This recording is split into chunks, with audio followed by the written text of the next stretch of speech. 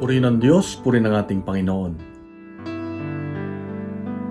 May mga panahon sa buhay natin na parang ang hirap maging mabuting tao. Ginagawa mo ang lahat pero mali ka pa rin.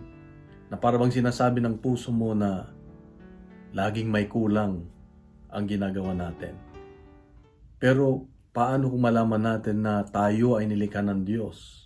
Hindi para pasanin ang bigat ng batas, kundi maramdaman natin, mabuhay tayo sa pagmamahal, pag-ibig ng Diyos.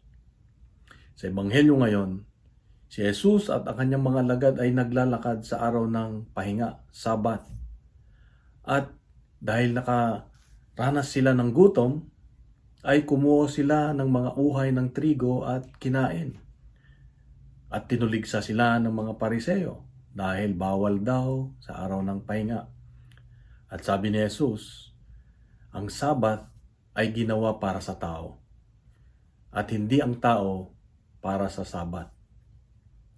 Kapatid, marahil ito rin ang pakiramdam mo na parang ang paggawa ng mabuti, yung iyong pananampalataya ay nagiging pabigat na. Hindi ka na malaya. Ang hirap mong makasunod sa kalooban ng Diyos. Hindi ka na masayang lumalapit sa Diyos. Laging ang buhay ay mayroong takot. Hindi na natural yung nararamdaman mo na pagmamahal o pagsunod sa Diyos. Sumusunod ka dahil may takot ka. Sumusunod ka dahil obligasyon. Paano kung ang gusto ng Diyos, ang hamon ng Diyos sa iyo at sa akin ngayon ay hindi pagsunod lang, kundi pagmamahal. Ang taong nagmamahal ay isang taong malaya. Ang malayang tao ay hindi dahil nagagawa niya yung gusto niya, kundi nagagawa niya ang kalooban ng Diyos. Kaya pag tayo ay sumusunod sa Diyos ng malaya at naipapadama natin, nagagawa natin ang mga bagay na pinapagawa ng Diyos dahil sa pagmamahal sa Diyos, tayo ay nakakaranas ng buhay na may punong-puno ng pag-ibig at pananampalataya. Kaya dapat ang pananampalataya sa Diyos ay hindi nagiging pabigat, kundi na-enjoy natin, na-express natin yung ating pagmamahal sa Diyos.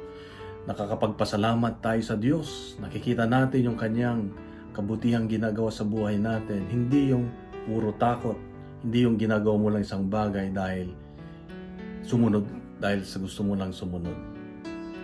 So ito ang hamon ng Diyos sa akin ngayon, na nawa ay magawa natin ang pananampalataya natin, maisabuhay natin ang ating pananampalataya na malaya. At tutulungan tayo ng Diyos kung ating hihingin sa Diyos. Kaya manalangin tayo.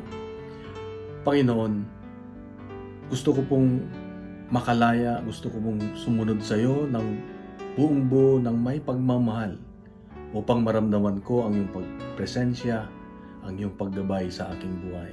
Upang maranasan ko ang isang buhay na may kaganapan. Salamat, Panginoon. Salamat. Sa ngalan ng Ama at ng Anak ng Espiritu Santo. Amen. Kung nagustuhan po natin ating reflection ngayon, ay bahagi natin sa social media. Gawin natin viral ang salita ng Diyos.